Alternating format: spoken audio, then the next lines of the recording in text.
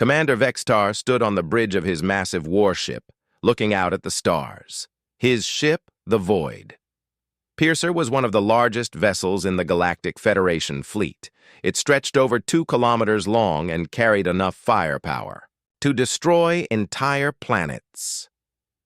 The bridge was made of crystal and glowing metal that reflected light in beautiful patterns. Vextar was an Etherian, a member of the ruling species in the galaxy. His people were tall and thin with gray skin and large black eyes. They had ruled the stars for 3,000 years and controlled over 500 different worlds. Every other species they met had surrendered without much fighting. The Netherians believed they were the greatest warriors who ever lived today. Vextar was reading reports about their latest victory. The Corvani system had fallen to Federation forces in just 2 days. The primitive aliens there had tried to fight back with laser weapons and metal ships, but one blast from a Netherian plasma cannon had destroyed their entire fleet. The survivors begged for mercy and agreed to become servants of the Federation. This was how it always went, Vextar thought to himself. The Federation would arrive at a new world with their advanced technology. The local aliens would see how powerful the Netherians were and give up immediately. Sometimes they tried to fight, but it never lasted long.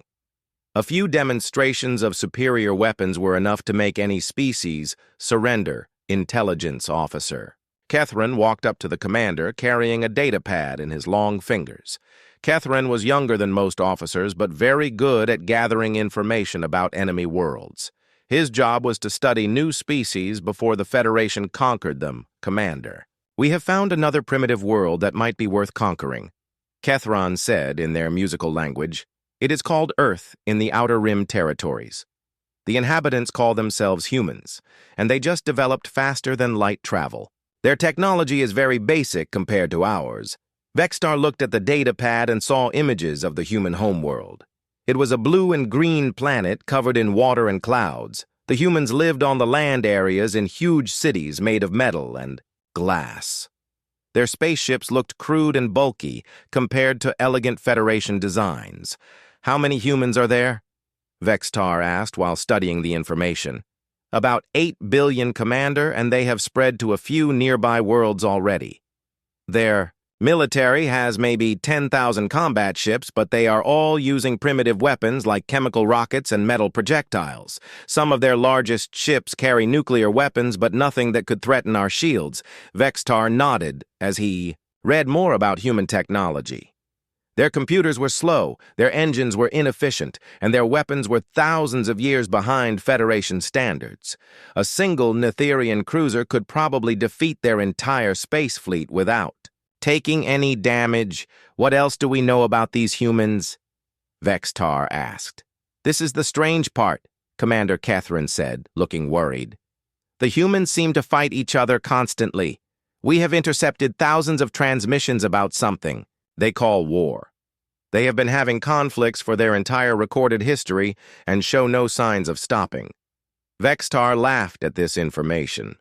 "Of course they fight each other," he said. "All primitive species do that before they become civilized. Once they see our power, they will stop their foolish wars and serve the Federation like everyone else."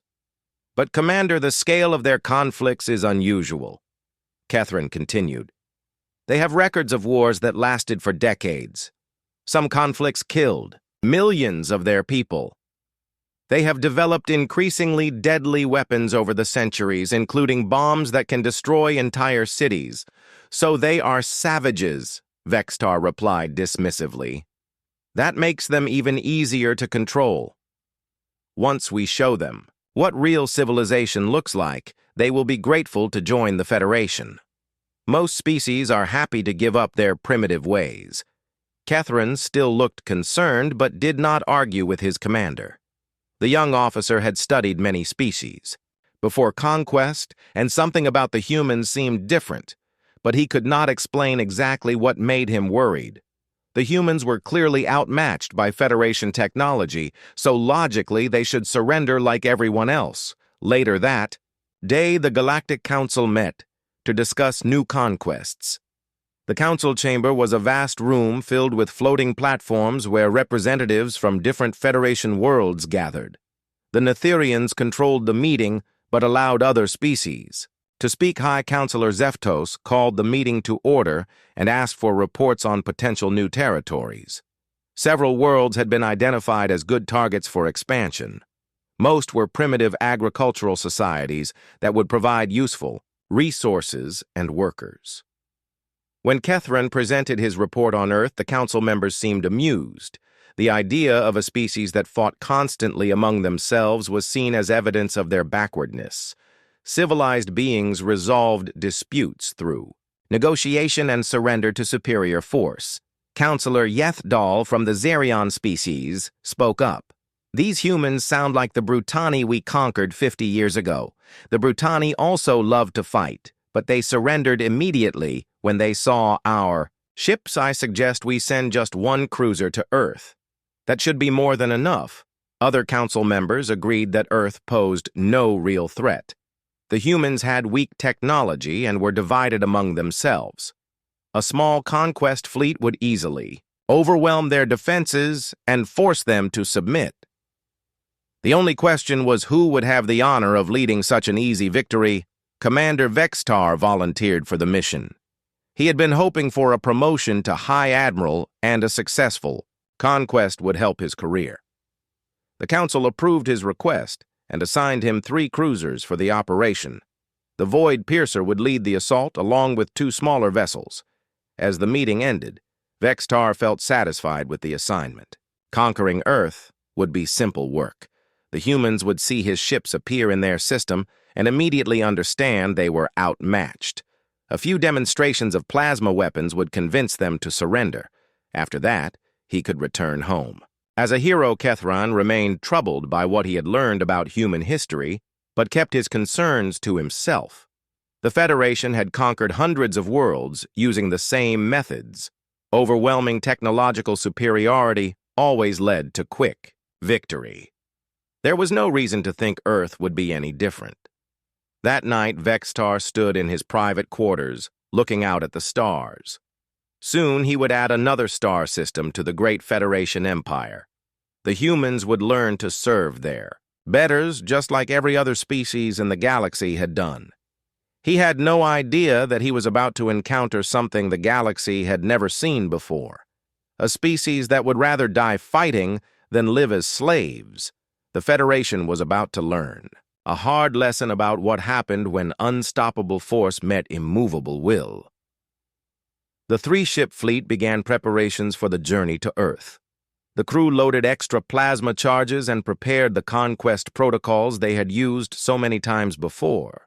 In a few weeks, they would reach the human homeworld and add it to their collection, but the humans were preparing too.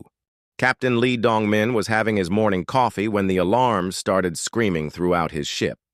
The Soul's Pride was on routine patrol near Jupiter, checking shipping lanes and watching for asteroids that might threaten the inner planets. Lee had been in the Human Defense Force for 15 years and had never seen anything more exciting than pirates or smugglers. Chief Scanner Operator Kim Soo-jin called out from her station, "Captain, we have 3 unknown contacts coming in fast from outside the system. They just appeared on our screens about 10 minutes ago, moving at incredible speed." Sir Lee set down his coffee and walked to the main display. The 3 ships shown on the screen were unlike anything in human records. They were sleek and elegant, with hulls that seemed to bend light around them. The ships were much larger than anything humans had built, with smooth curves instead of the angular designs human engineers preferred. "Get me a better look at those ships," Lee ordered. The camera zoomed in and showed vessels that looked more like works of art than military hardware. Their hulls appeared to be made of some kind of crystal or metal that shifted colors as they moved. "Sir, they are slowing down and taking position." Near Jupiter's orbit, Kim reported, "They seem to be scanning our ship and the inner planets. I'm picking up energy signatures that are off the charts. These ships have power sources we cannot even identify." Lee felt his heart rate increasing. This was clearly first contact with an alien species. Something humanity had dreamed about for centuries, but also feared. The three ships were obviously far more advanced than human technology, and their intentions were completely unknown. "Get me, Admiral." "Park on Earth immediately," Lee commanded, "and send a priority message to Defense Command. We have alien contact, and I need orders fast." While his crew worked frantically to establish communications, Lee studied the alien ships more carefully. They showed no obvious weapons, but their energy readings suggested they could power systems far beyond human understanding. The largest ship was over twice the size of Sol's Pride, and the two smaller vessels were still bigger than human destroyers. "Admiral, park." So Young appeared on the main screen within minutes. Her face was calm, but Lee could see the tension in her eyes. The 50-year-old admiral had commanded Earth's defenses for the past decade and had always prepared for this moment. "Captain Lee, what is your assessment of the situation?" she asked in her steady voice. "Three alien vessels of unknown origin and superior technology, Admiral. They appeared suddenly and are holding position near Jupiter. No hostile actions yet, but they are clearly scanning our ships and planets. I recommend we go to full alert status immediately." Admiral Park nodded, agreed. "Captain, all defense forces are moving to battle stations as we speak, but I want you to attempt peaceful contact first. These aliens might be friendly explorers rather than invaders. Try to establish communication." Before Lee could respond, one of the alien ships began transmitting. A signal came through on human communication frequencies, spoken in perfect Korean. The voice was deep and musical, but with an undertone that suggested great arrogance. "Primitive inhabitants of the third planet.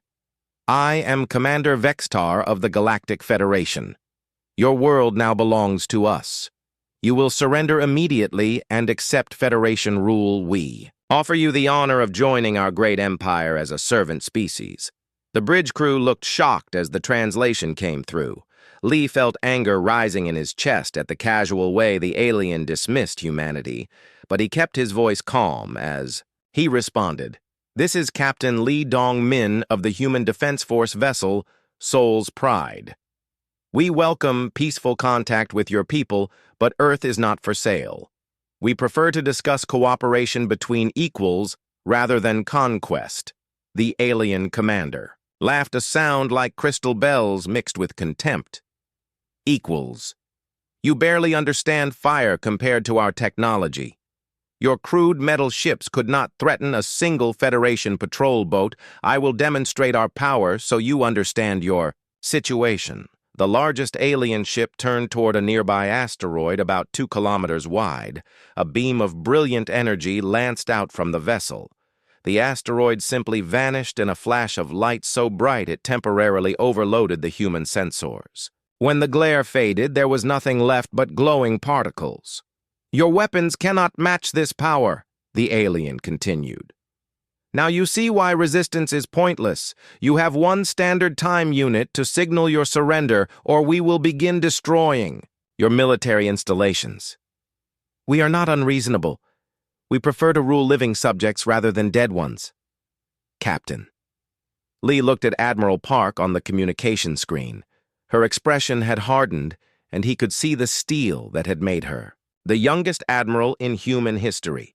"Admiral, what are your orders?" Lee asked quietly. The woman who had fought pirates and terrorists throughout the outer colonies did not hesitate for even a second. Red alert throughout the system. "Captain, all ships are to engage the enemy immediately. We do not surrender to anyone." Lee felt pride swell in his chest as he turned to his crew. "You heard the Admiral battle stations. This is not a drill. We are going to show these aliens what humans are made of." Crew moved with practiced efficiency as Sol's Pride prepared for combat.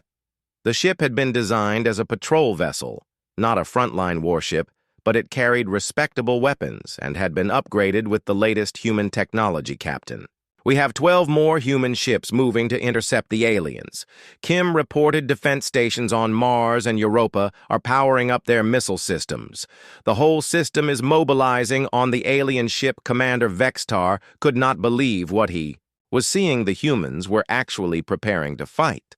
They had seen a demonstration of Federation power that should have terrified them into immediate submission. Instead, they were moving warships into attack positions. Intelligence Officer Kethron approached the commander. "Sir, the human response is unprecedented. No species has ever chosen to fight after seeing our plasma weapons in action. They must not understand how outmatched they are. Perhaps they need a more convincing demonstration." Vextar replied, "Let us destroy one of their ships. That should end this foolishness quickly." The Federation fleet began moving toward the inner planets.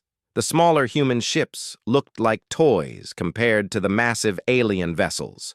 Lee knew his ship and crew were probably about to die, but he felt strangely calm. Earth needed time to prepare its defenses. Every minute the aliens spent fighting in the outer system was another minute for reinforcements to arrive. Captain Lee opened a channel to the alien commander. "One more time." He tried diplomacy. "Commander Vexatar, your ships are clearly more advanced than ours, but humans have never surrendered to anyone in our entire history. If you attack us, we will fight back with everything we have. Your victory will be very expensive." The alien's response was immediate and dismissive. "Your history is irrelevant, primitive. We have conquered 400 worlds and they all submitted when they saw our power. You will do the same or be destroyed, Lee." Closed the communication channel and turned to his crew. "All hands prepare for combat. We are going to buy Earth some time. Let us show these aliens what human courage looks like." The Soul's pride began accelerating toward the alien fleet followed. By every human ship in the outer system, the vessels were outgunned and outmatched. But every crew member had volunteered for this duty. They knew the odds, but they also knew that someone had to make a stand. Behind them, Earth's orbital fortresses and missile platforms came online. Factories that normally built civilian spacecraft began producing military vessels as fast as possible. The entire human species was mobilizing for a war. They could not win, but would not avoid. Commander Vextar watched the approaching human ships with growing puzzlement. These beings made no sense at all. They had to know they were facing certain destruction, yet they continued to advance as if they actually expected to win for the first time in 3,000 years of conquest. The Federation was about to encounter something they had never seen before, a species that preferred death to slavery. The galaxy was about to learn what happened when civilized warfare met human determination. The first battle began near Mars orbit as Captain Kim Tae-ho led his destroyer squadron in a desperate attack against the alien ship. Star Render. His 5 destroyers were small, fast ships designed for patrol work, but they moved together like a pack of wolves hunting much larger prey.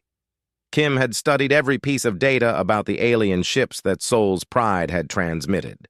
The enemy vessels were powerful, but they seemed to expect formal duels between individual ships. Their weapons were devastating, but fired slowly and in predictable patterns. Human ships were weaker but faster and more maneuverable, spread out and attack from different angles. Kim ordered his squadron. "We cannot match their firepower, so we have to confuse their targeting systems. Keep moving and hit them from where they do not expect." The destroyer.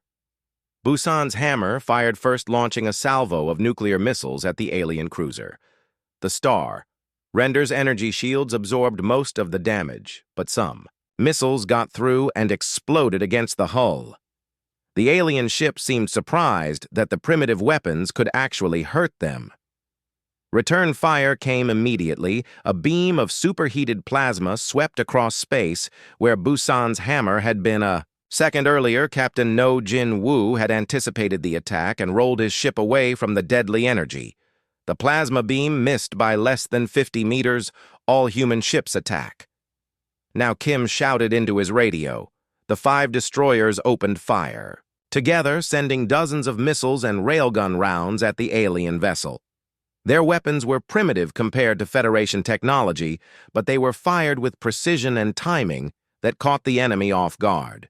The Star Render tried to target. all 5 human ships at once, but its crew was used to fighting single opponents who followed predictable battle patterns. The humans darted around like angry insects stinging from every direction. Their combined firepower began to overwhelm the alien shields on the star. Render's bridge, Commander Yethkol could not understand what was happening. These primitive ships should have been destroyed in the first exchange. Instead, they were working together in ways no civilized species ever fought. His own crew was trained for formal combat, where ships took turns firing at each other. So the humans are using some kind of pack-hunting strategy, his weapons officer reported. They coordinate their attacks to hit our weak spots while we are recharging our main guns. Their tactics are completely outside our combat protocols. Focus fire on the largest human ship, Yethkol ordered. We will destroy them, one at a time. But when the Star Render concentrated its plasma cannons on Kim's flagship, the other, 4 destroyers immediately moved to protect their leader. They launched a wall of missiles that forced the alien ship to divide its attention. The human formation bent, but did not break. Captain Kim saw his chance as the alien ship struggled to track multiple targets. Busan's hammer plot, an intercept course for ramming attack, he commanded. Maximum acceleration. Captain No did not hesitate for even a second. Sir, it has been an honor serving with you. His destroyer turned toward the alien cruiser and began accelerating at full power. The ship's engines glowed white-hot as they pushed beyond their design limits. The Star Render's crew watched in horror as the human ship came straight at them. No civilized being would sacrifice their own vessel just to damage an enemy. This level of dedication was beyond their understanding. They tried to destroy the approaching destroyer, but the other human ships provided covering fire. Busan's hammer struck the alien cruiser at nearly 10% of light speed. The impact was like a nuclear bomb going off in space. Both ships vanished in a brilliant explosion that could be seen from Earth. The blast wave damaged 2 other human destroyers, but they continued fighting, Commander Vextar aboard the Void. Piercer could barely believe what he had witnessed. A human captain had deliberately destroyed his own ship just to damage an alien vessel. This was not warfare as the Federation understood it. This was something far more primitive and terrifying on Earth's moon. Lieutenant Colonel Choi Ji-woo was preparing Luna Base for ground assault. Federation intelligence had predicted that the aliens would try to capture important facilities rather than destroy them from orbit. Her Marine battalion was ready to show them how humans fought on the ground. The alien transport ships landed outside Luna City carrying tall gray figures in powered armor. The Netherian ground troops advanced in perfect formation, expecting token resistance. From primitive defenders, their weapons were energy rifles that could burn through any known armor. Choi had studied ancient human military history and knew that advanced technology meant nothing if you could use the terrain properly. Her Marines had spent weeks preparing ambush positions in the lunar mining tunnels. Their weapons were simple chemical firearms, but they knew how to use them. The first alien squad entered the mining complex and walked into a carefully prepared trap. Human Marines, hidden inside tunnels, opened fire from 3 directions at once. The energy shields that protected against plasma weapons were less effective against solid bullets fired at close range. 2 Netherian soldiers fell before their squad leader could react. The aliens tried to return fire, but the humans had already disappeared back into the tunnels. They left behind small explosive devices that detonated when the aliens tried to pursue. "This is not proper ground combat," the Netherian commander complained to his troops. "These humans fight like cowards hiding in holes instead of meeting us in open battle." But Choi's Marines were not finished. 20 meters deeper in the tunnel, another ambush was waiting. Grenades rolled out from concealed positions and exploded among the alien formation. The Netherians had superior individual weapons, but the humans controlled the battlefield. For the next 6 hours, the Marines led the aliens deeper into the tunnel system. Each chamber held new surprises. tripwires that brought down ceiling supports, explosive charges that collapsed entire passages, human snipers who fired once and then vanished into the darkness. The Netherians were used to conquest being a simple matter of demonstrating superior technology. Most species surrendered as soon as they saw Federation weapons in action. These humans seemed to enjoy the challenge of fighting a more powerful enemy. By the end of the day, the alien ground force had lost 30% of its troops. While capturing only empty tunnels, the humans had withdrawn deeper into the lunar complex, taking all valuable equipment with them.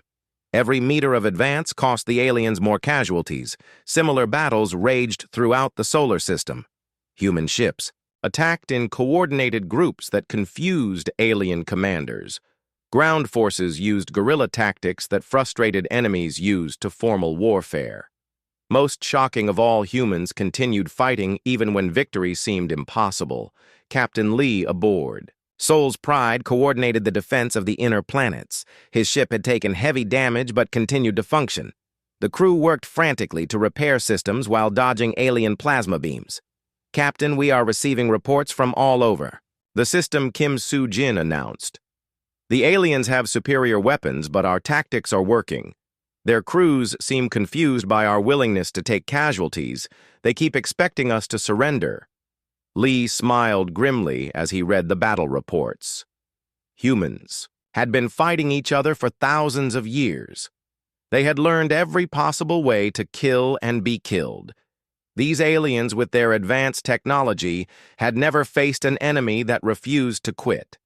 Commander Vextar finally understood what intelligence. Officer Kethron had tried to warn him about these humans did not fight for conquest or glory. They fought because they existed. Any threat to their survival brought out a level of violence that civilized species had forgotten. The Federation fleet began to regroup and call for reinforcements. This was not going to be the easy conquest they had expected. The humans were teaching them a lesson about what happened when advanced technology met primitive determination. But the real shock was still to come. Earth's newest warship was almost ready to launch. Captain Yoon Hee-jin stood on the bridge of humanity's most powerful warship as it prepared to leave Earth orbit. The Incheon Vengeance was 3 kilometers long and massed more than any other vessel humans had ever built. Its construction had been kept secret in hidden shipyards throughout the outer system. The war cruiser represented everything humans had learned about fighting in the 3 months since first contact. Its hull was made of layered steel and ceramic armor thick enough to stop plasma beams. Its weapons were massive railguns that could fire projectiles at nearly light speed. Yoon had been chosen to command the ship because of her experience fighting pirates in the outer colonies. She understood that superior technology meant nothing without the will to use it properly. The Incheon Vengeance was designed to prove that human engineering could match alien science when properly applied. News of the ongoing battles had spread throughout the galaxy. Other species watched in amazement as humans continued their impossible resistance. Some alien worlds had been conquered by the Federation with barely a shot fired. These primitive humans were still fighting after losing dozens of ships, Engineer Park Woo-jin reported. "From the weapon control station, Captain, all primary railguns are charged and ready. The main batteries can fire once every 30 seconds, and our ammunition stores are completely loaded. We also have 200 nuclear missiles in the launch tubes." Yoon nodded as she studied the tactical displays. The alien reinforcement fleet had arrived with 12 ships, including 2 massive dreadnoughts. Each enemy vessel was individually more advanced than anything in the human fleet. But the Incheon Vengeance might be able to change those odds. Navigation Officer Lee Hyo-jung called out from her position. "Captain, we are receiving priority signals from Admiral Park. The alien fleet is moving toward Earth orbit. They plan to bombard our military installations from close range. That gives us the perfect opportunity." Yoon replied, "Set course for intercept. We are going to announce our presence to these aliens in a way they will never forget." The massive war cruiser began accelerating toward the enemy fleet. Its engines glowed blue-white as they pushed the enormous vessel to combat speed. The ship had been designed as humanity's answer to alien technological superiority, bigger guns, heavier armor, and the determination to use both. Commander Vex-Tar watched the approaching human ship with growing alarm. This vessel was 3 times larger than any previous human warship, and its energy signature suggested weapons far more powerful than anything they had encountered. The humans had been busy during the past few months. Intelligence Officer Kethron studied the sensor readings. "Sir, that ship appears to be heavily armored and carrying weapons comparable to our own. Its design is crude, but effective. The humans have learned from studying our technology during battle." "How is that possible?" Vex-Tar demanded. "We have only been fighting for 3 months. How could they build something like that so quickly? Human industrial capacity is much larger than we estimated," Kethran replied. "They have factories on dozens of worlds and seem capable of rapid technological advancement under pressure. This species adapts faster than any we have encountered." The Ancient Vengeance entered weapons range, and Captain Yoon opened a communication channel to the alien fleet. Her voice was calm, but carried the steel determination that had made her the youngest captain in the Defense Force Attention Federation vessels. "This is Captain Yoon Hye-jin, commanding the human war cruiser Incheon Vengeance. You have invaded our space and attacked our people. We offer you one chance to withdraw peacefully or face the consequences, Commander." Vex-Tar responded with the arrogance that had served him well in 400 previous conquests. "Your single ship cannot stand against our entire fleet. Surrender now, and we will grant you the honor of serving the Federation as a military auxiliary." The human captain's reply shocked every alien who heard it. "We have studied your tactics for months and identified every weakness. In your battle formations, your ships are individually powerful, but you have never learned to fight as a coordinated force. That overconfidence will be your defeat." The battle that followed became legendary throughout the galaxy. The Incheon Vengeance engaged 12 alien ships simultaneously using tactics that no civilized species had ever attempted. Captain Yoon coordinated with every human vessel in the system, turning the entire fleet into a single weapon. Human fighters swarmed around the alien dreadnoughts like angry insects. Their missiles were too small to damage the massive ships, but they forced the enemy to waste ammunition on tiny targets. Meanwhile, human destroyers attacked from unexpected angles, using the fighters as cover. The war cruiser's main guns fired with precision that amazed the aliens. Each railgun shot was aimed at weak points in enemy armor identified during previous battles. The solid projectiles punched through energy shields that were designed to stop plasma. "Weapons." Weapons Officer Park called out from his station. "Captain, direct hit on the enemy flagship. Their forward shields are down, and we have hull breaches on 3 decks. The aliens are trying to regroup, but our escort ships are disrupting their formation." Yoon smiled as she watched the tactical display. The aliens fought like duelists, expecting formal one-on-one combat. They had never faced an enemy that turned warfare into a coordinated dance of destruction. Every human ship worked together to create opportunities for others.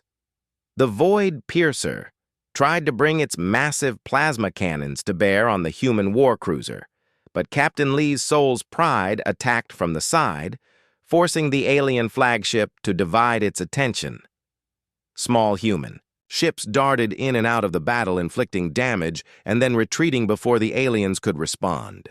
Most shocking of all was what happened when human ships took critical damage. Instead of surrendering or retreating, they continued fighting until their final breath. The Destroyer. Daigu's Thunder rammed an alien cruiser rather than let its crew be captured. The explosion disabled both vessels, but saved 3 other human ships, Commander. Vex-Tar finally understood what made humans different from every other species in the galaxy. These beings did not fight for territory or resources. They fought because their existence was threatened, and that made them infinitely more dangerous than any civilized enemy. "Sir, we are taking heavy casualties," Throughout the fleet, his tactical officer reported, "The humans are coordinating their attacks in ways our combat computers cannot predict. They seem to anticipate our every move while we cannot understand their strategy." The Federation fleet began to withdraw from Earth orbit for the first time in their history. Vexitar's ships limped away with heavy damage while the humans regrouped around their homeworld. The war cruiser Incheon Vengeance had proved that human determination could overcome any technological advantage. Captain Yoon broadcast a message to the retreating aliens. "You came here expecting easy conquest, but found something you were not prepared for. We will not surrender. We will not negotiate our freedom. We will fight until either we win or our civilization ends." The word sent chills through alien commanders throughout the galaxy. Here was a species that preferred death to slavery. No amount of advanced technology could defeat an enemy that refused to be defeated. Federation had encountered something beyond their understanding as the Incheon Vengeance returned to Earth orbit. Captain Yoon knew this was only the beginning. The aliens would return with larger fleets and better weapons. But humans would be ready. They had learned the most important lesson of all. Their enemy was not invincible. The galaxy was about to discover what happened when an unstoppable force met an immovable object. For 3,000 years, the Federation had crushed all opposition through superior technology. Now they faced a species that fought with something far more powerful than plasma cannons. They fought with the absolute refusal to surrender. Commander Vexitar's flagship limped through space with half its hull torn open by human railgun fire. The Void Piercer had been the pride of the Federation fleet, but now it looked like a broken toy. The medical bay was full of wounded Netherian, warriors who could not understand how primitive humans had hurt them so badly. Intelligence Officer Kethron worked frantically in his damaged laboratory, trying to understand what made humans so different from every other species the Federation had conquered. His computers were filled with human historical records captured during the fighting. What he found terrified him. "Sir, I have completed my analysis of human military history," Kethron reported to his commander. "These beings have been fighting continuously for over 5,000 years. They have developed warfare into something beyond our understanding. Show me what you have learned," Vexitar commanded. His voice was weak from injuries received when human missiles had breached the bridge. Kethron activated a holographic display showing human battles throughout their history. The images were shocking to Netherian eyes. Humans fought in conditions that would kill most aliens. They continued battles for years or decades without surrendering. They developed weapons specifically designed to kill other humans. Look at this conflict called the Siege of Stalingrad. Kethron explained humans fought over a single city for 6 months in freezing temperatures. Over 2 million soldiers died, but neither side would surrender. The defenders ate rats and fought with knives when they ran out of ammunition. Vexitar stared at the images in disbelief. Civilized species surrendered when continued fighting became pointless. These humans seemed to fight harder when victory looked impossible. Their entire culture was built around the idea that death was better than defeat. Here is another example called the Battle of Britain. Kethron continued. A small island nation fought against impossible odds for months. Their pilots flew until they died of exhaustion. Their civilians worked in factories while bombs fell around them. They never considered surrender even when their cities were burning. The Federation commander felt something he had never experienced before. Fear. These humans were not like other species they had conquered. They were predators who had spent thousands of years learning how to kill efficiently. Their entire civilization was a weapon pointed at anyone who threatened them. What about their recent conflicts? Vexitar asked weakly. The Korean War lasted 3 years and cost millions of lives. The humans fighting there developed tactics specifically designed to stop technologically superior enemies. They used terrain, and weather as weapons. They fought in conditions that would kill most Federation soldiers. Kethron showed more images of human warfare. Each conflict demonstrated the same pattern. Humans refused to surrender even when facing overwhelming odds. They adapted to enemy technology faster than any species the Federation had encountered. They treated warfare as a science to be studied and perfected. Dr. Seo Minji was the only human prisoner the Federation had managed to capture. The xenobiologist had been taken when her research station was overrun, but even in captivity she showed no fear. Her guards were amazed by her calm attitude toward imprisonment. When Commander Vex Tar interviewed her, she explained human psychology in terms that shook. His understanding of intelligent life, Dr. Seo spoke in fluent Netherian, which she had learned by listening to their communications during battle.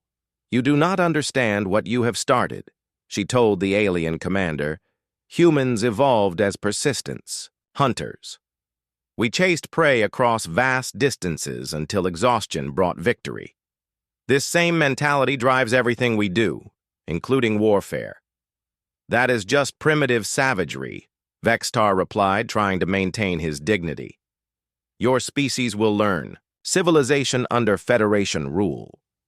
Dr. Seo smiled in a way that made the alien guards nervous. "You still think this is about technology or territory," she said. "This is about survival. Every human knows that surrender to you means slavery or death. So, we will fight until either you leave or we all die." The concept terrified the Netherians, who had evolved from prey animals.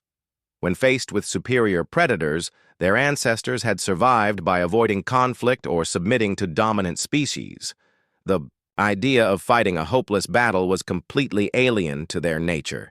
Meanwhile, Captain Lee Dong-min was leading peace negotiations aboard the Soul's Pride.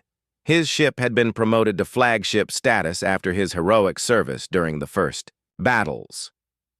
The human delegation included military officers, diplomats, and scientists. Admiral Park So-young headed the negotiation team. Her reputation had spread throughout the galaxy as the woman who refused to surrender Earth. Other alien species were watching to see if humans could force the mighty Federation to accept terms. The Federation representatives seemed confused by human demands. Earth wanted recognition as an equal partner in galactic affairs, not membership as a subject species. They also insisted on keeping their military forces and the right to defend other worlds from conquest. "This is unprecedented in Federation history," the alien diplomat complained. "No species has ever demanded such terms. You are in no position to make demands when our reinforcements could destroy your entire civilization." Admiral Park's response became famous throughout the galaxy. "You can destroy our cities and kill millions of our people, but you cannot make us surrender. The survivors will spend generations hunting down every Federation ship and world. Your victory would cost you everything." The truth of her words was becoming apparent throughout alien space. Reports were coming in from conquered worlds where subject species were organizing. Resistance movements inspired by human determination. The Federation's empire suddenly looked much less stable. On the prison ship holding captured humans, the guards noticed something disturbing. The prisoners did not despair or beg for mercy. Instead, they spent their time planning escape attempts and gathering intelligence about Federation weaknesses. Even in chains, they acted like soldiers preparing for battle. Captain Kim Tae-ho had been captured when his destroyer was disabled during the Jupiter battle. He used his time in prison to study Netherian technology and language. When guards questioned him about human tactics, he gave answers that sounded helpful but were actually misleading. The aliens are learning that humans are deceptive, as well as determined, he told his fellow prisoners. "We tell them what they want to hear, while planning how to hurt them. Most species they conquer probably tell the truth because they want to cooperate. We lie because we want to win, Doctor." Seo continued. Her conversations with Commander Vex Tar trying to make him understand what his people had unleashed. She explained that humans had fought wars lasting over a century and conflicts that consumed entire generations. Your Federation has ruled through fear and superior technology, she said. But fear only works on species that want to live more than they want to be free. Humans prefer death to slavery, and that makes us your worst nightmare. The alien commander finally. The Galactic Federation Council met in emergency session on their capital world of Nethys Prime. The magnificent crystal towers that housed the government seemed less impressive now that news of the human war had reached every corner of the galaxy. Representatives from 500 worlds gathered to discuss what many called the greatest crisis in Federation history. High Counselor Zeftos called the meeting to order. But his usual confidence was gone. Commander Vextar's report had shaken the foundation of everything they believed about conquest and civilization. For 3,000 years, they had ruled through superior technology. Now they faced a species that fought by completely different rules. Counselor Yethdal from the Zerion worlds spoke first. The humans have inspired resistance movements on 47 of our subject worlds. Species that accepted our rule for centuries are now organizing rebellions. Our entire empire is becoming unstable because of one primitive planet, Other. Council members shared similar reports. The Corvani system had declared independence and was building warships copied from human designs. The Brutani were training guerrilla fighters using tactics learned from studying human military history. Even peaceful agricultural worlds were developing weapons and talking about freedom. We must crush this human rebellion before it spreads further, declared Counselor Meftar from the military districts. Send every ship in the fleet to Earth and destroy their entire civilization before other species follow their example. But Intelligence Chief Kethron presented disturbing analysis that made such action seem impossible. Sir, destroying humanity would require exterminating 8 billion beings on dozens of worlds. The cost in ships and soldiers would cripple our fleet for decades, and even then some humans would probably survive to continue fighting. The council chamber fell silent as members considered the implications the Federation had. Conquered other species by demonstrating overwhelming power and accepting quick surrender. Total war against humans would be something entirely different, a conflict that could last generations and consume resources faster than they could be replaced. Meanwhile, Admiral Park So-Young was leading a human diplomatic mission to the Federation capital. The war cruiser Incheon Vengeance served as flagship for a battle group that included 12 other human vessels. The alien government had agreed to negotiations, but everyone knew the human fleet was ready for combat if talks failed. Captain Yoon Hye-jin remained on the bridge of her ship, studying sensor readings of the alien capital system. Hundreds of Federation vessels were stationed around Nethys Prime, but many showed damage from rebellions on other worlds. The humans had proven that the mighty Federation was not as strong as it appeared. Admiral, the aliens are requesting permission to send our diplomatic shuttle to their council chambers. Communications. Officer Park reported, the Federation guarantees safe passage under traditional diplomatic protocols. Tell them we accept their invitation. Admiral Park replied, but keep the fleet at battle stations. If they try to take us prisoner, we will show them what human diplomacy looks like when backed by human weapons. The peace negotiations that followed changed galactic history forever. Admiral Park entered the council chamber wearing her dress uniform, but also carrying the sidearm that marked her. As a warrior, the alien representatives seemed nervous around this small human who had defied their greatest fleet. High Counselor Zeftos opened the talks by offering humanity membership in the Federation. As a junior partner, Earth would be allowed to keep its government and military in exchange for accepting alien authority in interstellar affairs. Admiral Park's response shocked everyone in the chamber. Earth demands recognition as an equal sovereign power in galactic affairs. We will negotiate treaties as partners, not accept membership as subjects. We have proved that your Federation is not invincible. The alien counselors could not believe such arrogance from a species they still considered primitive. but reports from across the galaxy proved that human resistance had inspired other rebellions. The Federation faced a choice between endless war and accepting humans as equals. Counselor Yethdal tried to maintain alien superiority. Your technology is still inferior to ours, and your ships are outnumbered 1,000 to 1. How can you demand equal status when we could still destroy your civilization? Admiral Park smiled with the confidence that had made her a legend. Your 1,000 ships are spread across 500 worlds, fighting rebellions that our example inspired. Meanwhile, Earth is united and preparing for total war. You can probably defeat us, but the cost will destroy your empire. The truth of her words was undeniable. Intelligence reports showed that Federation control was cracking throughout the galaxy. Subject species were refusing to pay taxes, building weapons, and demanding independence. The human example had proved that the mighty Federation could be resisted. Lieutenant Colonel Choi Ji-woo was establishing the first human-alien military academy on Luna Base. Her curriculum taught both species to work together while maintaining their unique strengths. Human tactical innovation combined with alien technology to create new forms of warfare.